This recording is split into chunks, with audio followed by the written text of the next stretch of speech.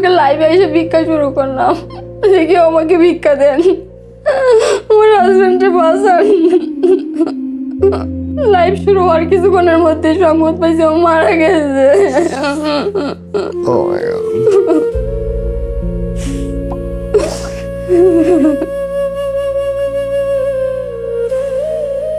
যে আমারে কইছিল যে তুমি যাও বাড়ি যাও, বাইক বিক্রি করে টাকা আনো, আমি মরতাম না। আমি তোমারে কই রাইখা যাম, আমি ছাড়া তো তোমার কেউ নাই।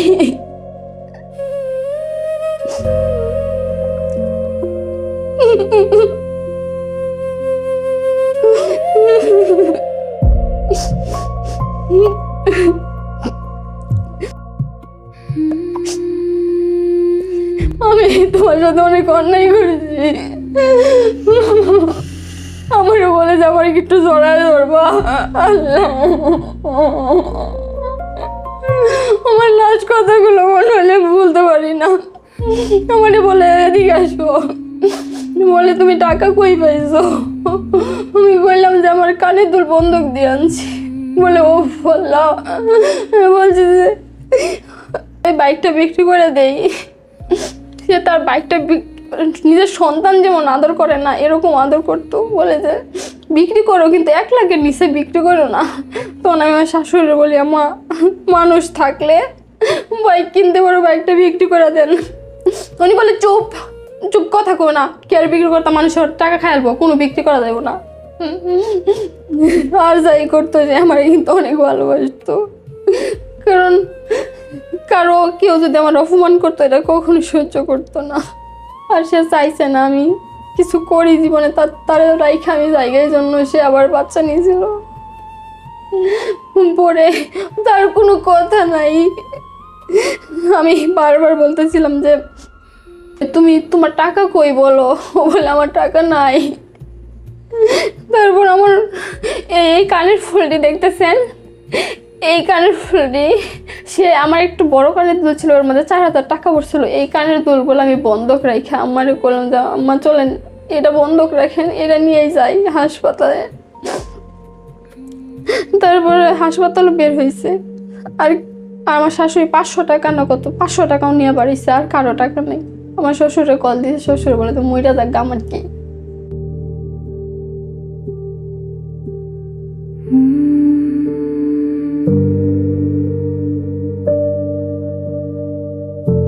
রিয়া, আমার বাচ্চা দুইটা দেখা রাখো, কারণ আমার বাচ্চার তুমি আর আমি সারা পৃথিবীতে কেউ নাই।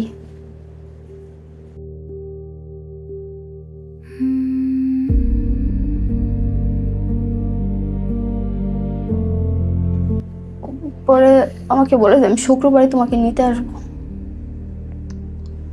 পরে শুক্রবার আসে না, সে শনিবারে আমাকে বলে যে তুই কি আসবি? আমি বলছি না, তুমি আগে চাকরি নেও তারপর। পরে হঠাৎ করে আমার কল দিতেছে যে তোর তোর তোর তোর জন্য তো টাকা ঠেকা নাই, আমার বাচ্চা দুটো দিয়ে দে, আমার বাচ্চা দুটো আমি নিয়ে যাবো। পরে আমি বলছি আচ্ছা আসো, সমস্যা নেই। পরে কয় কি রে, তোর তো চেঞ্জ কেমনে, তুই না এত ভালোবাসস, তাহলে এই বাচ্চাদের দিয়ে দিবি কে? আমি কইছি নিয়ে যাও, সমস্যা কি। তারপরে হে নিতে আইসে, নিতে বলে যে 2টা বাচ্চাই দিয়ে দেবো মারে। বলছি না, একটা নেও, একটা ছোট মানুষ, অনেক ছোট, সে ফিটারও খায় না, তুমি ওর নিতে পারো না। ও বলছে যে না, আমার 2টাই লাগবে। পরে আমি বলছি যে তাহলে তুমি নিয়ে যাও। বলছে না, তুমি আয়ো। এখন আমার আম্মা কয় যে না, নিতাম না, সে ভালো হোক তারপর। পরে সে অনেক জোরাজোরি করতেছে, পরে আমি যাই না। পরে আম্মারে এত খারাপ গালিগালাজ করতেছে, আম্মা তো কইছে লাউড বাড়াই দিয়ে, আমি তো কমাইতে পারতেছি না। পরে অনেক খারাপ গালিগালাজ করতেছে। আম্মা তখন দাউলে বাড়াইছে। আম্মা কইছে যে দাওটা দেখছো, দাওটা দিয়ে মুখের মধ্যে কুবায়াম, মুখের বাসা ঠিক কর। আর বাচ্চা নিতে আইসস, বাচ্চা নিতে আইবে, তুই বড়টা নিতে পারবি, বড়টার বয়স 7 বছর, ছোটটা তো নিতে পারবি না। সে আবার সন্ধ্যাবেলায় কিন্তু বাচ্চাদের নিতে আইছিল কেন, তার মা পোলাও মাংস রান্না করছে যাতে একসাথে বসে খায়। এখন আমার দোষ, আমি কেন গেলাম না ওই দিনকে।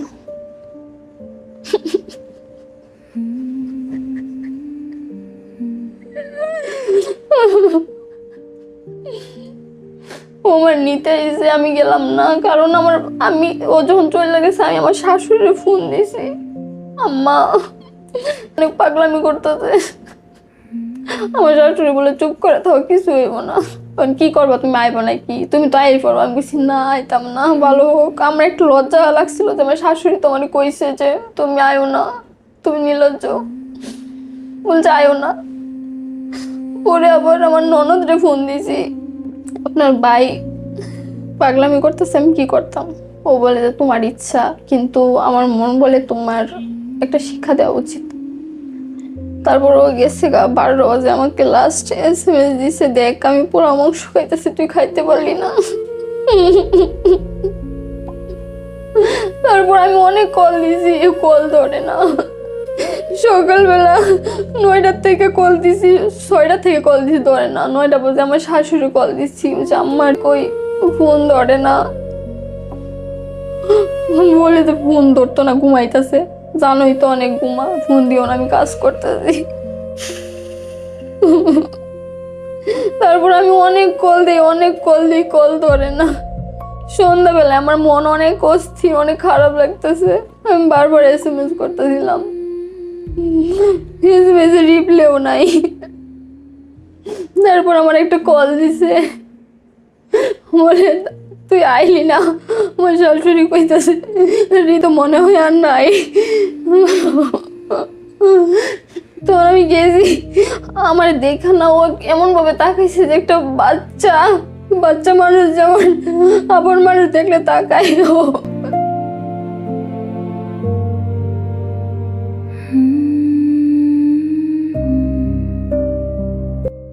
তারপর আমার ওই লাইভের মাধ্যমে টাকা হয়েছিল। আমার ওই সময় মনে আমার অনেকেই হেল্প করছিল, মনে আমার এরকম 17-18 হাজারের মতো হয়ে গেছে কিছুক্ষণের মধ্যে।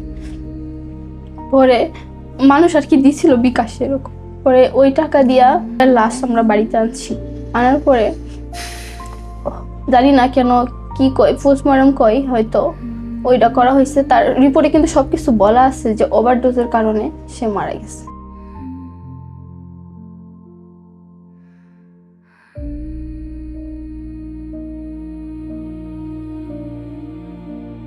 বোন, কি নাম আপনার? আমার নাম রিয়া।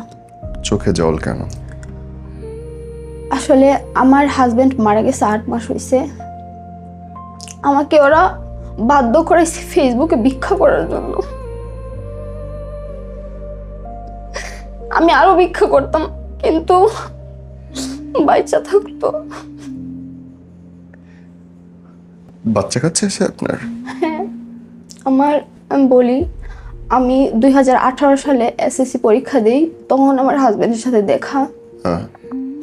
তো পরীক্ষার লাস্ট টাইম তার সাথে আমার ফেসবুকে কথা হয়। তারপর ও আমাকে কোনো প্রেম বা কিছুই বলে না, ও বলে যে তোমাকে বিয়ে করতে চাই। আমাদের বেশি দিনের রিলেশন না, 15 দিন হবে এরকম।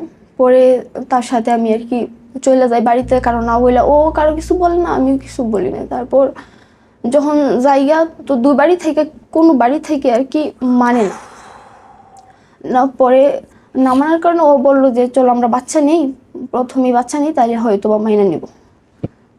তাও আবার তার শর্ত ছিল, যদি ছেলে না হয় তাহলে কিন্তু তোমাকে তালাক দেব, এরকম কথা। হ্যাঁ, ভালো আসতো অনেক। তারপর তারও বয়স কম ছিল, আমি তারও কিছু বলি না, এরকম বলতো। তারপর যখন আমার বাচ্চা 3 মাস পেটে, তখন সে অনেক মারতো আমাকে, হয়তো ওইটা তার কেন মারতো আমি জানি না। পরে আমার মা যখন শুনছে, তখন আমার বলে যে যাওয়া রয়েছে, এই ছেলের সংসার করা লাগবে না, তুমি চলে আসো। তখন 3 মাস তখন আমাকে বলে যে এই মানে ডাক্তার কাছে যাই, যে বাচ্চাটা ফালাই দাও, সংসার করা লাগবো না। কারণ আমার মাও তো এর থেকে বেশি কষ্ট সহ্য করছে। তো পরে ডাক্তার বলে যে বাচ্চা ফাললে আর বাচ্চা নাও হতে পারে, কেন বলছে জানি না, আল্লাহ ওনার ভালো করুক। পরে আমার থানাত নিয়ে যায় আমারে। পরে থানার আমাকে জিজ্ঞেস করে যে তোমাদের কি কাবিনের ফটোকপি আছে? আমি বললাম যে আমাদের তো কাবিনই নেই। তাইলে বিয়েটা কেমন হলো? বিয়েটা শুধু মুখ দিয়ে হয়েছে, আর ও কিছু কাগজ টাগজ দেখাইছে আমারে, আমি তো বুঝি নাই, তখন তো বয়স কম ছিল আমার। মুখ দিয়ে বিয়ে হয়েছে মানে? মুখ দিয়ে বলতে ওই কি বলে, হুজুর দিয়া যে বলে, এইটা আর কি। পরে হয়েছে আহ, ও হুজুর দিয়ে বিয়ে করেছে, ও আমাকে কিছু কাগজ দেখাইছে, বলছে এটাই কাবিল। তখন আমি তো এত বুঝি না। পরে পরে যখন থানায় যাই, থানায় তখন বলে যে তুমি কি এই ছেলের সাথে নিজের ইচ্ছায় গেছো নাকি তোমাকে জোর করে নিছে? আমি বলছি আমি নিজের ইচ্ছায় গেছি, আর আমি তার সংসার করতেছি। তখন আম্মা একটা মানে কিসের মধ্যে পড়ে গেল না। পরে আমি আমার ফালাই দিয়ে আমি ওর সাথে আবার চলে গেছি। তখন কি এই থানা থেকে নতুন করে আপনাকে কাগজ করে দিল? না না, কিছুই করে দেয় নাই, কাবিন টাবিন কিছুই করে, ওনার কোনো গুরুত্বই দেয় নাই, বলছে যে যেহেতু আপনি চলে যেতে চাচ্ছেন, কে হ্যাঁ। বলবে আর তারা? তারপর তখন আবার আমরা চলে আসি। তখন তখন যা সব কিছু ঠিক ছিল, বাট তার একটা কথা ছিল, যদি ছেলে না হয় তাহলে আমাকে রাখবে না। আবার তার বাড়ি থেকে কয়দিন পরে পরে মানুষ পাঠাইতো, আমি শুনছি, আমি শিওর না। তবে মানুষ এসে বলতো তোমার শাশুড়ি বলছে ছেলেরা ভালো না, ও দাদা 5টা বিয়ে করছে, তুমি এই বাচ্চাটা ফালাই দাও, টাকা পয়সা আমরা দিব। তখন আমি না করি যে না, আমি এই বাচ্চা ফালবো না। তখন আমার বড় ছেলে হয় 2018 সালের ডিসেম্বরে। তখন ও ছেলে হওয়ার পরে সবাই খুশি, মাইনা নেওয়ার পরে 23 দিনের দিন আমি ওদের বাড়িতে যাই। যাওয়ার পরে সব ঠিকঠাক। হঠাৎ করে যখন 3 মাস যখন, তখন আমি যে রুমে থাকতাম, এই রুম 2-3 রুম পরে আমার শাশুড়ি থাকতো, আমি শুধু একা এই রুমে থাকতাম। একজন পুরুষ মানুষ যদি শয়তান হইতো, তাহলে শয়তানের পা শুনছি বাঁকা, আবার শয়তানে তো লুঙ্গি পরে না, আবার জুতা পরে না। তো আমাকে ডাকতেছে রিয়া, রিয়া, রিয়া, আমার ডাকতেছে। পরে আমি শিওর হওয়ার জন্য বারবার তাকাই দেখছি, যে পরে দেখলাম এটা মানুষ। পরে এটা নিয়ে অনেক ঝামেলা হয়েছে, যে কে লুক তুলে দিছে এটা আমি জানি না। তবে আমার হাজব্যান্ডে বলছে এটা আমার বাবা মার কাজ হতে পারে, যেহেতু তোমাকে পছন্দ করে না। এখন আমি জানি না, আবার এলাকার মানুষও বলছে এটা তোমার শ্বশুর শাশুড়ির কাজ হইতে পারে। পরে যখন আমার শ্বশুর শুনে, সকালবেলা আমি যদি মিথ্যা বলি, সকালবেলা আমি বলি আব্বা আসসালামু আলাইকুম, উনি আমাকে এমন এক গালি দেয়, কি বলবো, আমি গালি বলতে পারতেছি না। তখন নোংরা বাসায় একটা গালি দেয় আমারে, আমি গালিটা বলতে পারতেছি না, যদি অনেক খারাপ। উনি বলে তোর খবর আছে। তখন আমার অনেক খারাপ লাগে যে শ্বশুর এমন গালি দেয়। পরে আমি বলি যে তোমার বাবা এমন গালি দিচ্ছে কে, তুমি দিতে পারো, তোমার বাবা কেন আমার এরকম গালি দিবে?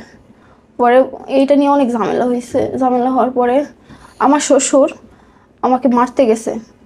তো আমি মারতে যখন পারছে না, উনি আমার গলা থেকে বাবা উন্না টান দিয়ে হাতের মধ্যে পেঁচাইছে। তখন আমার উন্না নাই, কিন্তু উনি আমার তবু আসতেছে মারা লাগিয়া। পরে আমার গামছা ছিল, আমি গামছা দিয়া এভাবে ঢাইকা দৌড় দিছি। উনি আমাকে সারা এলাকা দৌড়েছে, একটা লোক আসে নাই আমাকে সাহায্য করার জন্য, বাঁচানোর জন্য।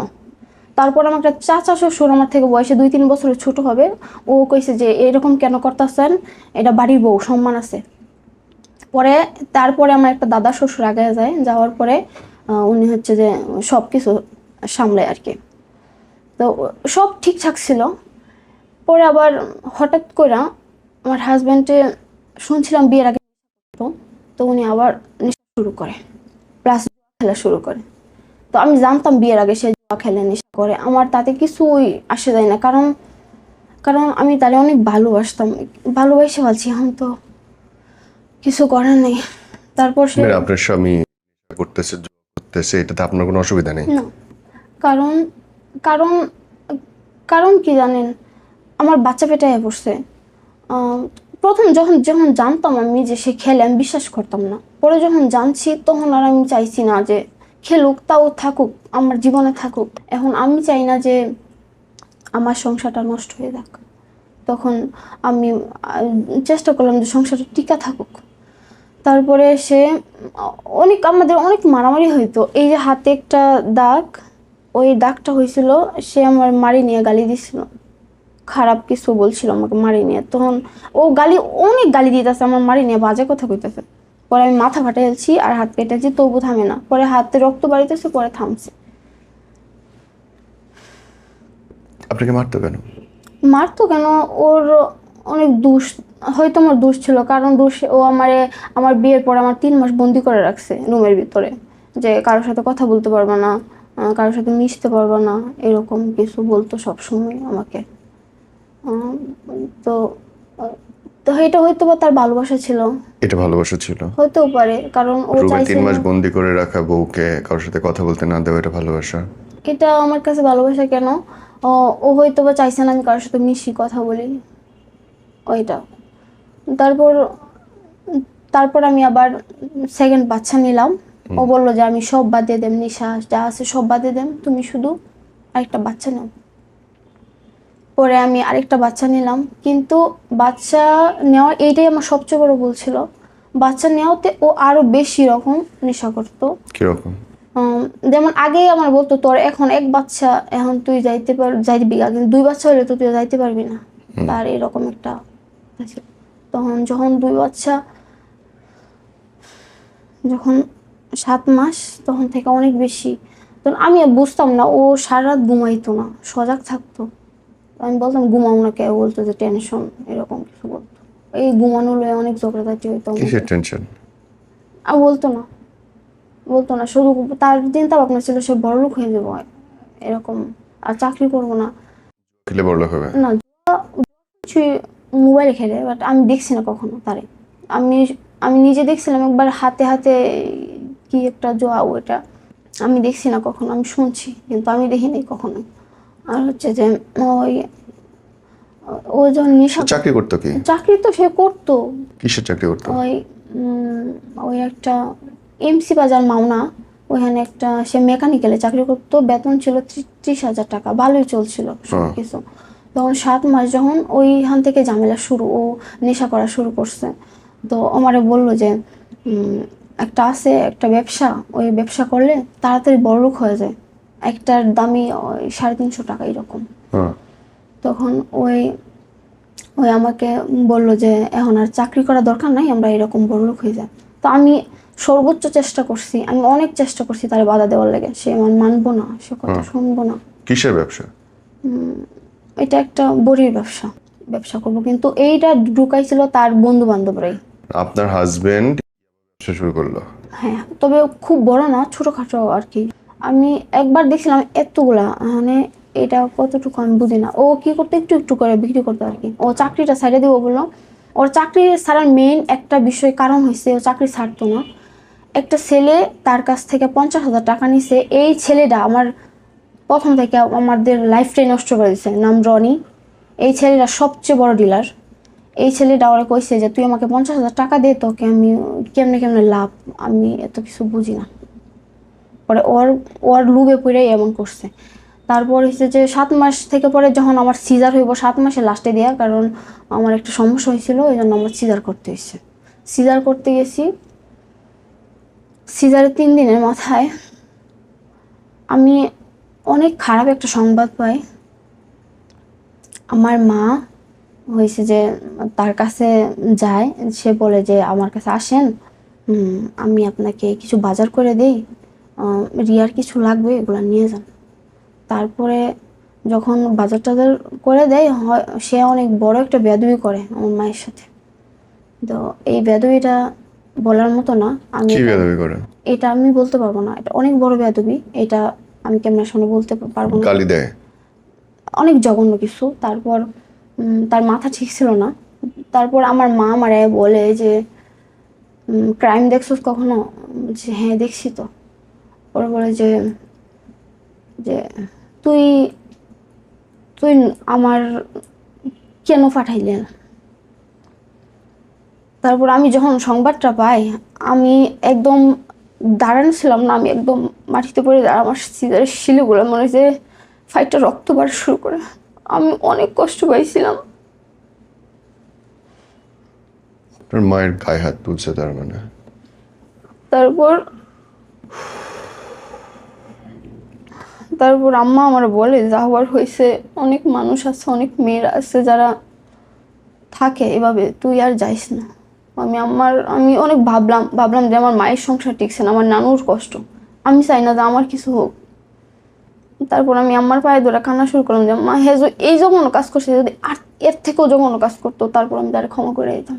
আম্মা আমার তখন মানে রাগ করে আমার মুখের মধ্যে স্যাপ দিছে যে তুই এত খারাপ, আমি এলো কখনোই সংসার করতাম না। আমি যে আম্মা, তুমি তোমার জামাই নাই, আমি চাই না যে আমার এরকম কিছু হোক।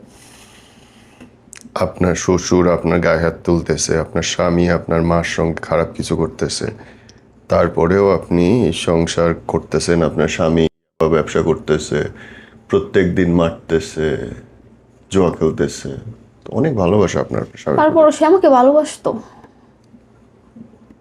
পরে কেমনে ভালোবাসতে বলেন তো? ভালোবাসতো বলতে ও ও কারোর সাথে মিশতে দিত না।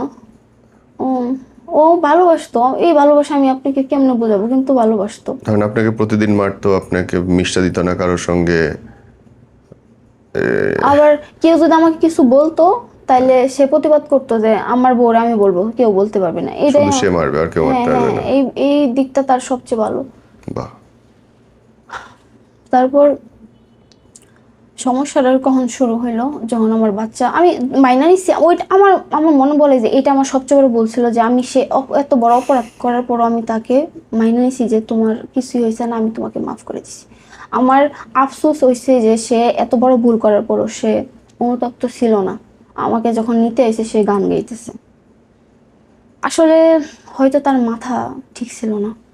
আমি বললাম তুমি অনুতপ্ত না, বললো যে অনুতপ্ত কিসের জন্য, আমি কি করছি, আমি কি সজ্ঞানে কিছু করছি, আমি হয়ে গেছে, মাফ চাইছি, শেষ, আমি তো কিছু করি নাই।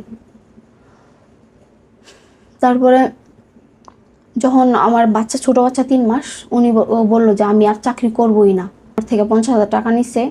এই 50,000 জন্য আমার খারাপ লাগতেছে, কেন নিল, আমি ওদেরকে এত একসাথে চলি, ও আমার টাকা নিল কে, এখন আমি ব্যবসা করবো, ব্যবসা করে বড় লোক হয়ে যাবো। তারপর তারপর বাড়িতে এসে পরে, বাড়িতে আসার পরে অনেক ঝামেলা ঝামেলা, যেমন শাশুড়ি শ্বশুর সবাই অনেক কথা কয় যে চাকরি করে না, এমনি বলে থাকে। আর আমি অনেক কাজ করতে পারি না, যেমন আমি আমার হাঁপানি আছে, আমি একসাথে অনেক বেশি কাজ করতে পারি না, আমার কাজ করে অভ্যাস নাই, ওই নিয়ে অনেক কথাটাতে কয়।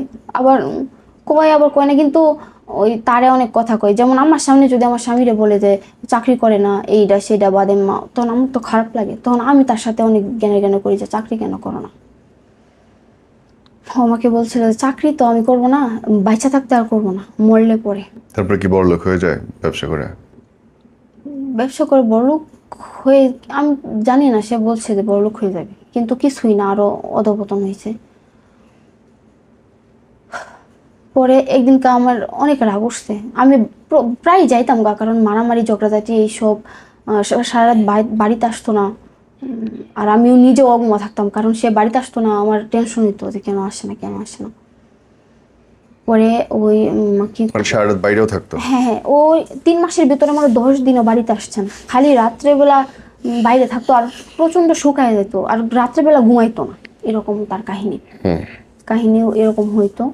পরে হয়েছে ওই একদিন কি করছে, আমি রাগ করে গেছি বাড়ির, যে তুমি যতদিন চাকরি না করবা ততদিন আমি যাইতাম না। তো আমার শাশুড়ির সাথে কিন্তু আমি পরামর্শ করে গেছি, প্রত্যেকটা কথার প্রমাণ আছে, আমি যা বলতেছি একটাও মিথ্যা না। ওনারা আমি বলছি যে আমার চাকরি করে না, চাকরির সুযোগ আইতেছে, তে করে না, তে এক কাজ করে আমি যাইয়া, চাকরি করে পরে আইবা। আমার শাশুড়ি করে তুমি তো বেহায়া, তুমি তো বেহায়া, যাও গা আবার আয় পড়ো। আমি হইলে আইতাম না, শাস্তি দিয়ে পরে আইতাম। আর এক কাজ করবা, এবারে গেলে ভিডিও কলে কথা কইবা না, বাচ্চাদের দেখাইবা না, একদম টোটাল অফ করে দিবা। তখন আমি বললাম যে আচ্ছা ঠিক আছে। পরে বাড়ি যেয়ে আমি ব্লক দিছি, ব্লক দিয়ে আবার 2 মিনিট পরে খুলছি, খুললে আমি এমন কল দিছি, কল ধরছে না, না ধরে আমার মেশিন ছিল যে এই সেলাই মেশিন, ওইটা বাইঙ্গা গুঁড়া গুঁড়া করে আমার ছবি দিছে, তো তুই গেছিস গানা, এই দেখ বাইঙ্গেলছি, এরকম। পরে পরে আমাদের কথা একদম নর্মাল ঠিকঠাক। পরে সে মারা যাওয়ার কিছুদিন আগে আমাকে বলে, আপনারা নিতে আসে নাই? না নিতে আসে নাই, বলছে যে নিতে আসবো কিন্তু আসে না। আমাকে বলে যে রিয়া আমার বাচ্চা 2টা দেখা রাখো, কারণ আমার বাচ্চার তুমি আর আমি সারা পৃথিবীতে কেউ নাই। পরে আমাকে বলে যে আমি শুক্রবারে তোমাকে নিতে আসবো। পরে শুক্রবার আসে না, সে শনিবারে আমাকে বলে যে তুই কি আসবি, আমি বলছি না, তুমি আগে চাকরি নেও তারপর। পরে হঠাৎ করে আমার কল দিতেছে যে তোর তোর তোর তোর জন্য তো টাকা ঠেকা নাই, আমার বাচ্চা 2টা দিয়ে দে, আমার বাচ্চা 2টা আমি নিয়ে যাবো। পরে আমি বলছি আচ্ছা আসো, সমস্যা নেই। পরে কয় কি রে তোর তো চেঞ্জ কেমনে, তুই না এত ভালোবাসস, তাহলে এই বাচ্চাদের দিয়ে দিবি কে? আমি কইছি নিয়ে যাও, সমস্যা কি? তারপরে হে নিতে আইছে, নিতে বলে যে 2টা বাচ্চাই দিয়ে দেবো মারে। বলছি না, একটা নেও, একটা ছোট মানুষ, অনেক ছোট, সে ফিটারও খায় না, তুমি ওর নিতে পারো না। ও বলছে যে না, আমার 2টাই লাগবে। পরে আমি বলছি যে তাহলে তুমি নিয়ে যাও। বলছে না, তুমি আয়ো। এখন আমার আম্মা কয় যে না, নিতাম না, সে ভালো হোক তারপর। পরে সে অনেক জোরাজুরি করতেছে, পরে আমি যাই না। পরে আম্মার এত খারাপ গালিগালাজ করতেছে, আম্মা তো কইছে লাউড বাড়াই দিয়ে, আমি তো কমাইতে পারতেছি না। পরে অনেক খারাপ গালিগালাজ করতেছে। আম্মা তখন দাউলে বাড়াইছে, যেটা সত্য কথা। কাহিনী আসলে এখান থেকেই শুরু। আম্মা কইছে যে দাওটা দেখছো, দাওটা দে মুখের মধ্যে কুবায়াম, মুখের বাসা ঠিক কর। আর বাচ্চা নিতে আইসস, বাচ্চা নিতে আইবে, তুই বড়টা নিতে পারবি, বড়টার বয়স 7 বছর, ছোটটা তো নিতে পারবি না। পরে সে গেছে গিয়ে কইতেছে আজকে তোর করাম। তারপরে 12টা বাজে ও আমাকে SMS দিছে, তুই তো আইলি না, এই দেখ আমি পোলাও মাংস খাইতেছি। সে আবার সন্ধ্যাবেলায় কিন্তু বাচ্চাদের নিতে আইছিল কেন, তার মা পোলাও মাংস রান্না করছে যাতে একসাথে বসে খায়। এখন আমার দোষ, আমি কেন গেলাম না ওই দিনকে।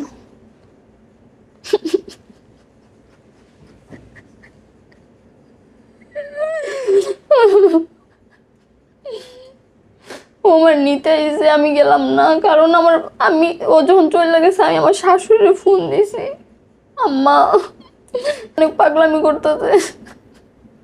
আমার শাশুড়ি বলে চুপ করে থাকো, কিছু হইব না।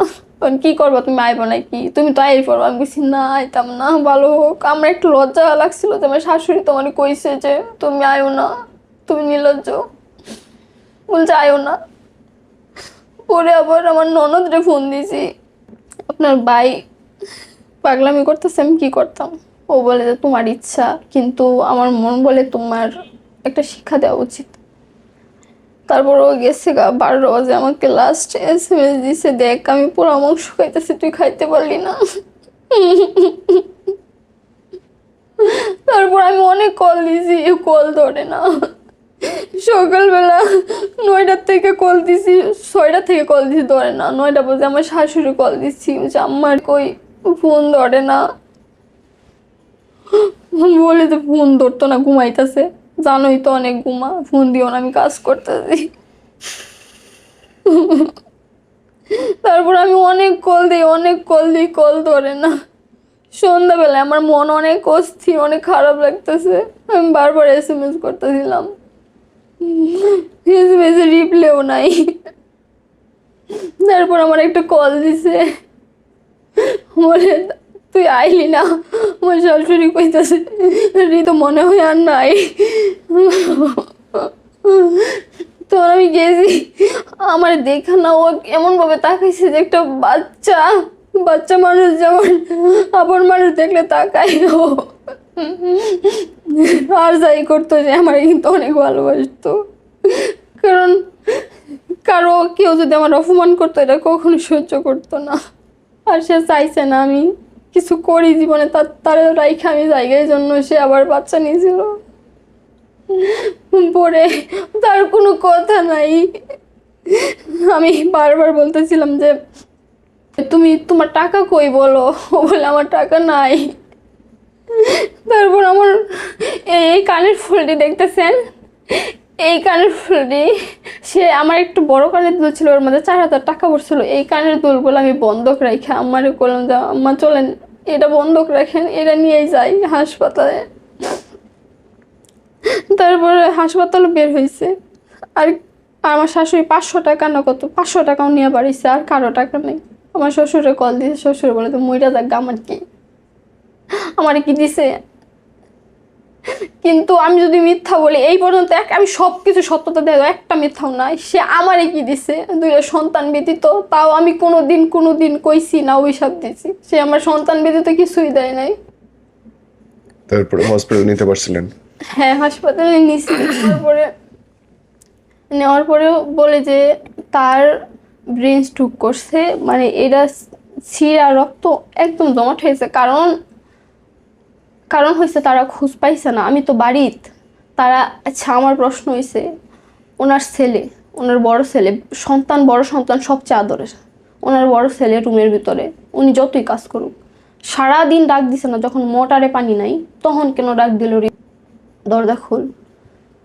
তখন দরজা খুললে দেখে ওনার শরীরেও মানে কিছু নাই, কারণ হয়তো বা স্ট্রোক করলে মানুষ অন্যরকম হয়ে যায়।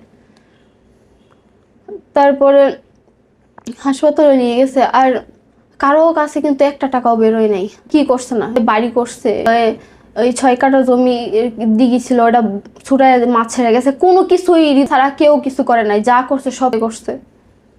কোনোদিন তার বাবা মারে অসম্মান করে নাই। আমারে কইছে তুই আমার বউ আর তোর আমি চিনি, তুই কোনোদিনও প্রতিবাদ করবি না, আমি যদি মারা যাই তুই অভিশাপ দিবি না, অভিশাপ দিব আমার বাবা মা। তারপরে চিকিৎসা যখন করায়, ও যখন মানে ওর যখন স্ট্রোক করে, আর শ্বশুরে বলে যে পারিবারিক কলহর জোরে স্ট্রোক করছে, এই মাথায় আমার জন্য চিন্তা করতে করতে এরকম হয়েছে। তা আমার প্রশ্ন হয়েছে, আমি যখন কাছে গেছি তো আমার বলে লাস্ট কথাগুলো ছিল বলে যে আমি তোমার সাথে অনেক অন্যায় করেছি, আমারও বলে যে আমার একটু জড়ায় ধরবা। আল্লাহ, আমার লাস্ট কথাগুলো মনে হলে ভুলতে পারি না। আমারে বলে এদিকে আসো, বলে তুমি টাকা কই পাইছো? আমি বললাম যে আমার কানে দুল বন্ধক দিয়ে আনছি। বলে ও আল্লাহ, বলছি যে এই বাইকটা বিক্রি করে দেই। সে তার বাইকটা নিজের সন্তান যেমন আদর করে না এরকম আদর করতো। বলে যে বিক্রি করো, কিন্তু 1 লাখের নিচে বিক্রি করো না। তখন আমি আমার শাশুড়ি বলি আমা মানুষ থাকলে বাইক কিনতে পারো, বাইকটা বিক্রি করে দেন। উনি বলে চুপ চুপ, কথা কো না, কি আর বিক্রি করতাম, মানুষের টাকা খাইলবো, কোনো বিক্রি করা যাবো না। আমার শ্বশুর আমার ওইখানে অনেক খারাপ নোংরা নোংরা বাসায় গালিগালাজ শুরু করে, আমার মা খারাপ, আমি খারাপ, এইসব অনেক গালিগালাজ শুরু করে। পরে বলে যে টাকা কইতে আনবি আনগা। তখন আমার শাশুড়ি, তখন আমার মাথা ঠিক নেই। তো আমি আর হয়েছে যে আমার হাজব্যান্ডটা কেন বলি যে আমার ভালোবাসতো, আমার অনেক স্বাধীনতা দিচ্ছে। আমি তখন ফেসবুকে কাজ করতাম টুকটাক, তখন আমার মোটামুটি একটা পরিচয় ছিল। আমি ভাবলাম যে ঠিক আছে, আমার যখন বলছে যে হানতে খুশি আনতে আনগা, আমার তো জামাই, আমার তো বাচ্চা আছে, আমার কষ্ট আছে। আমি বললাম যে ঠিক আছে আমি যাই। তখন আমি বাড়িতে যাই, আমি কি করম বুঝতেছি না। আমি আমার মায়ের পা ধরছি, প্রত্যেকটা মানুষের পায়ে ধরছি, কেউ আমার টাকা দাও, আমি দিয়ে দেব, ভিক্ষা করে দিয়ে দেব, কেউ টাকা দাও, কেউ টাকা দিল না। তারপর আমি ফেসবুকে লাইভে এসে ভিক্ষা শুরু করলাম যে কেউ আমাকে ভিক্ষা দেন, আমার হাজব্যান্ডের বাসান।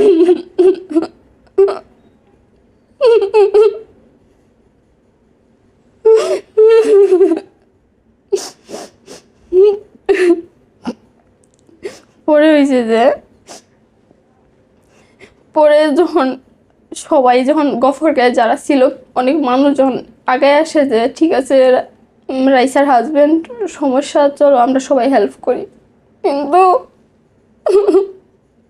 কিন্তু কিন্তু লাইভ শুরু হওয়ার কিছুক্ষণের মধ্যে সংবাদ পাইছি ও মারা গেছে। Oh my God.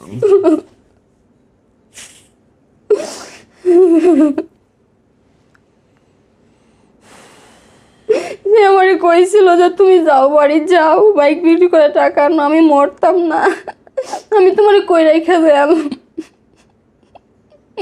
আমি ছাড়া তো তোমার কেউ নাই। তারপর আমি আমার ওই লাইভের মাধ্যমে টাকা হয়েছিল আমার, ওই সময় মনে আমার অনেকেই হেল্প করছিল, মনে আমার এরকম 17-18 হাজারের মতো হয়ে গেছে কিছুক্ষণের মধ্যে। পরে মানুষ আর কি দিছিল বিকাশে এরকম। পরে ওই টাকা দিয়া লাস্ট আমরা বাড়িতে আনছি, আনার পরে জানি না কেন কি কয় পোস্টমর্টম কয় হয়তো ওইটা করা হয়েছে, তার রিপোর্টে কিন্তু সব কিছু বলা আছে যে ওভারডোজের কারণে সে মারা গেছে। এখন আমার শ্বশুরে আমারে বলে যে আমার দোষ, কারণ যখন হাসপাতালে যাই তখন আমাকে বলা হয় যে কি হয়েছে আপনার হাজবেন্ডের, ও এরকম মাথা থাপড়াই তো মানে পাগলের মতো এরকম করতো। পরে আমাকে সে আমার বলছিল যে খাবার খায়া এই যে এটা খাইতেছি, তখন আমি এই ছবিটা দেখাইছি যে এটা খাইছে। এখন আমি যদি এই ছবিটা নাও দেখাইতাম, রিপোর্টে কি বার করতে পারলো না হলে আমার দোষ, আমি এটা বলছি কেন? আর তারা বলে যে ওই দিনকা যেদিনকে আমার আনতে গেছিলো মরার আগের দিন, ওই দিনকা আমার মা আমি ডাইখানে বিষ খাওয়াই দিছি। ধরেন আমি যদি কেউ বিষ খাওয়াই দেয়, বিষটা কি ইনস্ট্যান্ট মরে যাবে। হ্যাঁ, ওই বিষ সে বাড়িতে গেছে, বাড়িতে যাওয়ার কিছু হয়েছে না, পরের দিন মারা গেছে 2 দিন পরে, এটা কি সম্ভব? তো ওনারা কথা হয়েছে আমি মেরেছি। এখন পর্যন্ত তারা আমার এই দিক বলতেছে যে আমরা মেরেছি। আপনার বাচ্চার কি অবস্থা? আমার বাচ্চা এখন আলহামদুলিল্লাহ ভালো আছে। এখন আমার যে কষ্ট এটা হয়েছে, আমি মারা যাওয়ার 13 দিনের দিন ওই বাড়ি থেকে বেরোয় আসি, কারণ আমি ওই বাড়িতে থাকতে পারতাম না। আমার অনেক খারাপ লাগতো, হতাশ লাগতো যে সে নাই। যখন লাইট নিবাইতাম তখন অন্ধকারে যাই আমি দাঁড়ায় থাকতাম যে যদি একবার এসে বলে যে আমি ফিরে আইছি। আমি অনেক পাগলামি করা শুরু করি, মাথা রাতা ফাটায় নাই, অনেক এরকম শুরু করি। তখন আমার ননদ আমাকে বলে যে ভাবি তুমি যাও গা বাড়ি। পরে সে তার বাবা মার রাজি করে, আমি বাড়িতে চলে যাই। বাড়িতে আসার পরে যখন আমরা বাড়িতে চলে আসি, পরে আমি না ওদেরকে ওই দিনকে একটা সালিশের মতো ওই বিচার বলে যে বাচ্চা একটা দিয়ে দেওয়ার লাগবো। এখানে আমি আমার বড় ছেলের ছাড়া একটা দিনও থাকি নাই, 7 বছর হয়েছে যাই হয়েছে। তোর বলে একটা দিয়ে দেওয়ার লাগবো, একটা নিয়ে দেওয়ার লাগবো, আর ওইটা আবার যখন বড় হইব তখন আবার তাদের দিয়ে দেওয়ার লাগবো। তো আমি বলছি যে আমি পালতে পারবো। বলছে কীভাবে? আমি বলছি ফেসবুকে আমার ইনকাম হয়।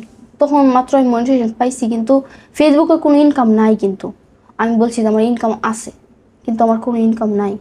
আমি মিথ্যা কথা বললাম, আমি সবার পায়ে ধরছি, যায় পা ধরি আমার বাচ্চাটা দিয়ে দেন, কারণ আমার হাজব্যান্ডকে বলে গেছে আমার বাচ্চা দিয়ে আমি দেখা রাখতে।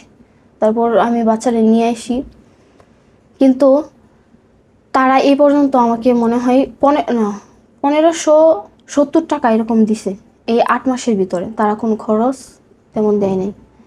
আর আমার যে কষ্ট এটা হয়েছে, আমার হাজব্যান্ড যখন অসুস্থ ছিল